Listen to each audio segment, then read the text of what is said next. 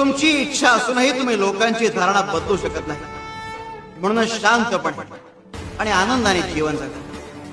लोक काय विचार करतात ते त्यांच्या कर्तृत्वाचा भाग आहे.